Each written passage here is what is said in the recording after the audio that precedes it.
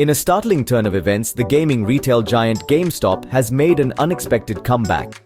This dramatic rally has left short sellers reeling with losses nearing a staggering $1 billion. The stock market was set ablaze on Monday as individual investors targeted short sellers and hedge funds, forcing them to scramble to cover their short positions.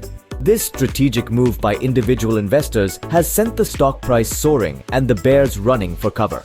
At the heart of this financial frenzy stood the internet sensation known as Roaring Kitty, or Keith Gill to those outside the digital realm.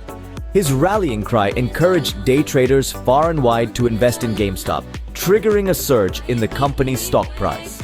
And surge it did, leaving hedge funds gasping as they faced a mark-to-market loss of a whopping $838 million. The short position in GameStop shares was no small matter. With over 24% of freely available shares involved, the losses for short sellers were immense. The repercussions of this dramatic event are still being felt in the financial world, causing shockwaves that have left many questioning the future of short selling. But the story doesn't end with GameStop. The meme stock frenzy has spilled over, impacting other companies such as AMC and Reddit.